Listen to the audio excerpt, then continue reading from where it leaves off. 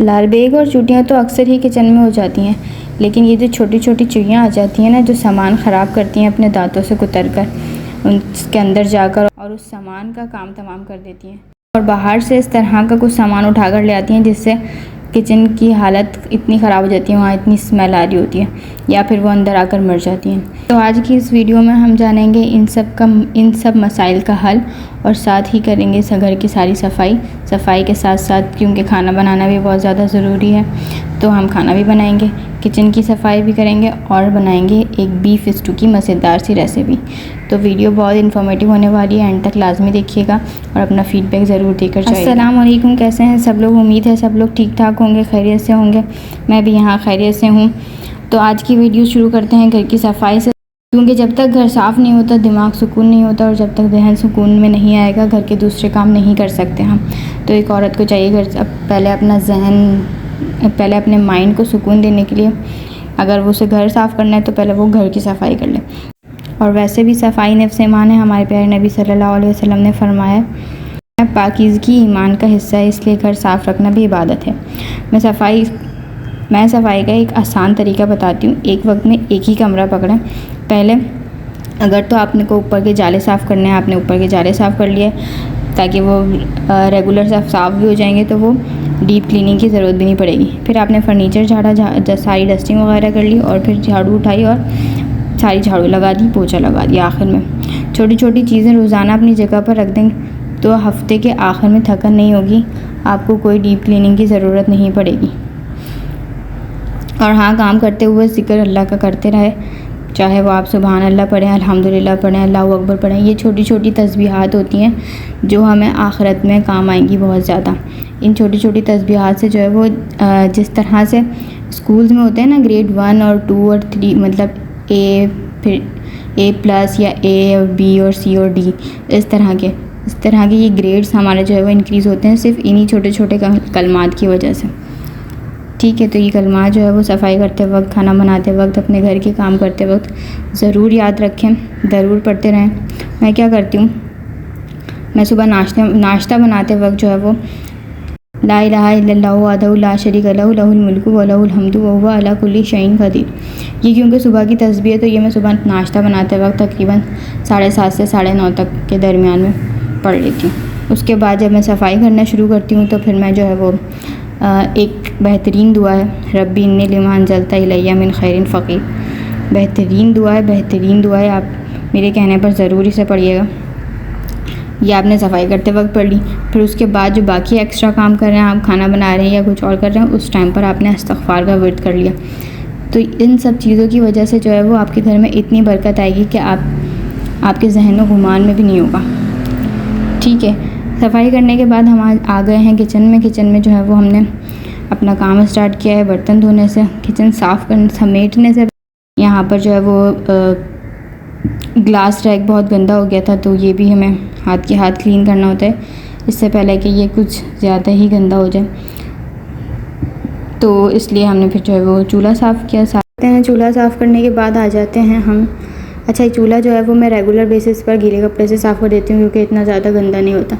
उसके बाद वीकली जो है वो आप इसको डीप क्लीन कर लें।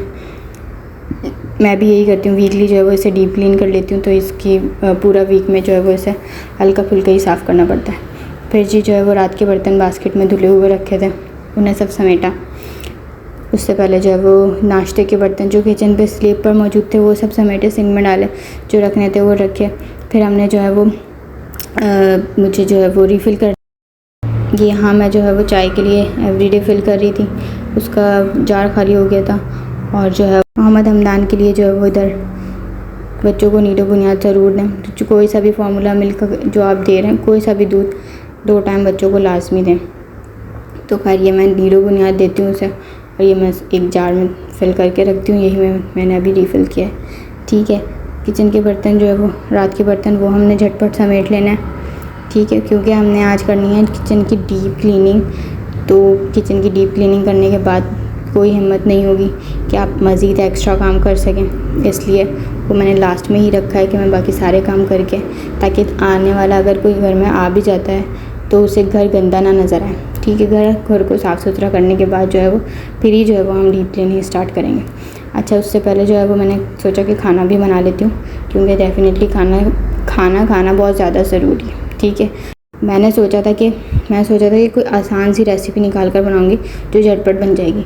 मुझे लगा था कि ये जो बीफ स्टू होगा इसमें बस फटाफट मसाले डालूँगी और उसको चढ़ा दूँगी कुकर में, वो बन जाएगा। मुझे नहीं मालूम था इतनी सारी प्याज काटनी पड़ेगी, लेकिन खैर फिर मुझे याद आया कि मेरे पास ये एक अदद कटर भी मौजूद है। फिर मैंने उठाया, सारी प्याज छीलने के बाद उसे बीच से हाफ़ करने के बाद इस कटर पर रखते गए, और बड़ी एहतियात की ज़रूरत होती है। मेरा 2 मरतबा इससे हाथ कट चुका है। खैर जो है वो आपने किसी से बातें नहीं करनी है इसको यूज़ करते वक्त, ना ही इधर उधर कुछ और मतलब कोई 10 तरह के कामों में अपना दिमाग नहीं लगाना है। बस आप इसी पर ही फोकस कर और अपनी प्याज वगैरह काटें, आपकी सारी प्याज कट जाएगी बआसानी। ठीक है, यहाँ पर मेरी सारी प्याज कट गई थी। उसके बाद मैंने जो है वो अपनी रेसिपी स्टार्ट की। सबसे पहले जो है वो कुकर में जो है मैंने ऑयल ले लिया है, तकरीबन हाफ़ कप के करीब ऑयल लिया। उसके अंदर मैंने प्याज डाली। प्याज को जो है वो हल्का सा जो है वो करना है कि वो ब्राउन कलर पर जाने लगे, लेकिन उसे ब्राउन नहीं करना। जब वो ब्राउन कलर होने लगेगा ना, स्टार्ट होने लगेगा, तब आपने उसमें जो है वो गोश्त डाल देना है। गोश्त को अच्छी तरह से मिक्स करेंगे। जब गोश्त का कलर भी चेंज हो जाएगा, उसमें डाल देना है अदरक लहसुन का पेस्ट। मैंने 2 टेबल स्पून डाला था और आधा किलो गोश्त इस्तेमाल किया था।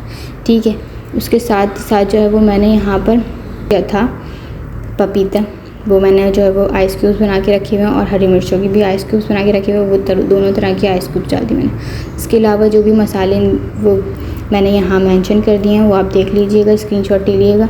ठीक है, उसके बाद बस टमाटर डालेंगे और उसमें पानी डालकर उसका ढक्कन बंद कर देंगे, और उसे तकरीबन मैंने 1 घंटे तक प्रेशर कुक किया था। ठीक है, उसके बाद साथ ही जो है वो मोहम्मद हमदान के लिए बना रही थी मैं पैनकेक्स। ठीक है, जाहिर सी बात है ख़ुद को भी खाना खाना है और बच्चों को भी खाना है। तो खैर यहाँ मैं अपना जो मिक्सचर है वो रेडी किया, फटाफट से पैन में डाला और पैनकेक बनाने शुरू कर दिए। अच्छा, इसकी रेसिपी जो है वो मैंने अपने फर्स्ट व्लॉग में शेयर की थी। अगर आप लोगों को देखनी है तो आप वहाँ जाकर देख सकते हैं। ठीक है, इसके अलावा जो है वो जब तक पैनकेक रेडी हो रहे थे, उन्हें क्योंकि टाइम लगता है थोड़ा सा, मैंने सोचा बर्तन वगैरह समेट लेती हूँ। बर्तन समेटे, ये जब तक एक साइड से फ्राई हो गए थे उसे पलट दिया, और फिर बाकी के अपने थोड़े से काम किए। इन्हें मैंने ठंडा करने के लिए रखा, और फिर मैंने किचन के बर्तन समेट दिए। ठीक है, सारे बर्तन धोने। अच्छा, ये जो बास्केट आपको इतनी ज़्यादा मैली लग रही है ना, जो बीच से इतनी ज़्यादा ब्लैक हो रही है, ये इंशाल्लाह आप कल के व्लॉग में देखेंगे कि मैंने इसकी क्लीनिंग किस तरह से की है, बिल्कुल ही झटपट और बिल्कुल ही समझदारी से। आप देखिएगा, इसमें ज़्यादा कोई मेहनत भी नहीं लगी, और ये इतनी प्यारी हो गई है, इतनी बिल्कुल नई की जैसी। ठीक है, खैर यहाँ पर जो है वो बर्तन धुल रहे थे। अच्छा, मैंने अभी सोचा, मुझे जो है वो मेरी 2-3 बहनों ने मशवरा दिया है कि जो है वो आप रेगुलर वीडियो पोस्ट करें। तो इंशाल्लाह मैं कोशिश करूँगी कि मैं अपकमिंग वीडियोस जो है वो अपनी रेगुलर बेसिस पर ही अपलोड करूँ। ठीक है, अगर बीच में एक आध रह जाएगी तो वो माजरत, लेकिन मैं अपनी पूरी कोशिश करूँगी कि अपनी वीडियोस को मैं जो है वो रेगुलर बेसिस पर अपलोड करूँ। ठीक है, इसके साथ जो है वो हमने यहाँ पर बर्तनों की सफाई कर ली। हमारे बर्तन भी धुल गए थे। यहाँ पर मुझे लग गई थी बहुत भूख, क्योंकि जाहिर सी बात है इतना सारा काम कर लिया है, और इतना ही सारा काम अभी बाकी है, क्योंकि करनी थी डीप क्लीनिंग। नीचे के कैबिनेट्स, वो नीचे के जितने भी एक तरह से कैबिनेट्स हैं वो सब साफ़ करने थे। तो मैंने सोचा कि पहले थोड़ा सा खाना खा लिया जाए। इसमें से एक साला नमी के घर गए, दाल मैंने रात को बनाई थी और डाला थोड़ा सा दही, और मेरा और हमदान का खाना रेडी हो गया। उसके साथ जो है वो ये चना और चावल जो है वो हम डाल दें अपने परिंदों को मोहम्मद हमदान के साथ मिलकर। ठीक है, क्योंकि जाहिर सी बात है हमें खाना खाना है, बच्चों को खाना खाना है, परिंदों को भी खाना खाना है। उन्हें जाहिर सी बात है हमने कैद करके रखा हुआ है, तो उन्हें भी उनका ख्याल हमें ही रखना है। ठीक है, क्योंकि नबी करीम सल्लल्लाहु अलैहि वसल्लम ने फरमाया है कि अगर तुमने कोई परिंदा पाला हुआ है, मतलब अगर कोई जानवर हमने घर में रखा है, एक तरह से मैं मफ़हूम बता रही हूँ, मुझे सही से वर्डिंग नहीं याद आ रही, कि अगर तुमने कोई जानवर घर में रखा है तो उसको तकरीबन 100 दफ़ा आप उससे खाना पीना पूछो। ठीक है, खाना पीना पूछने का मतलब मकसद यही है कि उसके आगे रखो, उसे पेश करो। ठीक है, तो ये हमारी किचन की पहले की हालत थी जो अभी आपने देखी। उसके बाद मैंने क्या किया, सारा किचन खाली किया। जाहिर सी बात है जब तक खाली नहीं करेंगे उसकी सफाई नहीं कर सकते। सारा किचन खाली करने के बाद हम उठाएंगे झाड़ू, और यहाँ पर क्योंकि सारी सेम की जगह है तो फिर जो है वो ये कलर इसका बहुत झड़ता है। सही है, ये पहले हम क्या करेंगे, सारी दीवारें हम झाड़ू से झाड़ लेंगे। ठीक है, सारे जाले उतार लेंगे मकड़ी के, जो भी कॉकरोचेस होंगे दीवार पर छोटे छोटे से होते हैं वो कोनों में होते हैं मौजूद। ठीक है, अगर तो आपके कोनों में जो है वो कोई भी सुराख वगैरह है ना, तो आपने उससे पहले वाइट सीमेंट से फिल कर लेना है। ठीक है, वाइट सीमेंट होती है या फिर एक ट्यूब आजकल आ रही है। ठीक है, उससे भी आप जो है वो फिल कर सकते हैं उसे। ठीक है, वरना वाइट सीमेंट बेस्ट है। आप जो है वो वाइट सीमेंट से जो है वो आराम से जो है वो सब सुराख वगैरह जो है वो बंद कर सकते हैं। ठीक है, फिर अच्छा मैंने क्या किया था, यहाँ पर जो है वो सारी सफाई कर ली, सारी झाड़ू से जो है वो जो मज़ीद उतरना था कलर जो है वो मैंने सारा उतार दिया। ठीक है, इसके साथ जो सीमेंट का जो भी कचरा था वो सब निकल गया। इसके अलावा चुईया ने जो अंदर अपना काम किया हुआ था, जो मेरे डब्बे खाए हुए थे, वो सब खैर झाड़ू से तो आ गया था। ठीक है साहब, इसके अलावा जो उसके अलावा मैंने क्या किया था, ये जो किंगटॉक्स का स्प्रे ये बेस्ट स्प्रे है। ठीक है, सारी जो भी चींटियाँ मकड़ियाँ और जो भी कॉकरोचेस वगैरह होते हैं, जो भी अगर रह गए होंगे ना झाड़ू के अलावा, झाड़ू के बावजूद जो रह गए होंगे वो सब जो है वो इससे मर जाएंगे। ठीक है, और दोबारा आने में भी जो है उन्हें टाइम लगेगा। फर्स्ट फिर मैंने क्या किया, पानी लिया, यहाँ पर जो है वो यहाँ पर हमारी टैंकी में पानी ख़त्म हो गया था, तो मुझे थोड़ा से पानी से ही गुजारा करना था क्योंकि लाइट के आने में भी बहुत टाइम था। ठीक है, तो फिर मैंने इसमें थोड़ा सा पानी डाला और ब्रश की हेल्प से जो है वो सारा साफ़ किया, और फिर उसके बाद जो है मैंने पोछे से जो है वो सब खुश्क कर दिया। ठीक है, सारे कैबिनेट्स में हमने इस तरह से ही करना है। और ये जो लोटा मैं यूज़ कर रही हूँ ना, ये मैंने इसी पर्पज़ के लिए रखा हुआ है कि मैं फ़र्श धोने के लिए और जो है वो इस तरह के काम करने के लिए जो है, क्योंकि यार इससे जो है ना पानी आसानी से आ जाते हैं। मग वगैरह अगर लेते हैं ना तो उससे बहुत सारे एक साथ एकदम से आ जाता है, तो फिर वो पानी का ज़ाया करना भी जो है वो सही नहीं है। ठीक है, तो फिर खैर हमने सारे कैबिनेट जो है वो साफ़ कर दिए।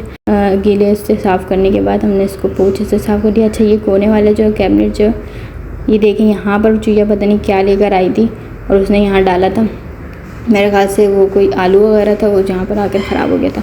फिर खैर हमने किचन का रैक, आलू प्याज का रैक वो उठाया और उसकी अच्छी तरह से सफाई की। फिर बारी थी जी ऑर्गेनाइजेशन की, सारी सौदा हमने ऑर्गेनाइज़ करनी थी इन डब्बों के अंदर। ये डब्बे मैंने साफ़ किए और इसके बारे में मैं आपको बताऊंगी अपने कल के व्लॉग में। अपनी सारी ग्रॉसरी मैंने किस तरह से अरेंज की है वो मैं इंशाल्लाह अपने कल के व्लॉग में आपको बताऊंगी। तब तक के लिए अपना ख्याल रखिएगा, मुझे दुआओं में याद रखिएगा। मिलते हैं नेक्स्ट व्लॉग में। अल्लाह हाफिज़।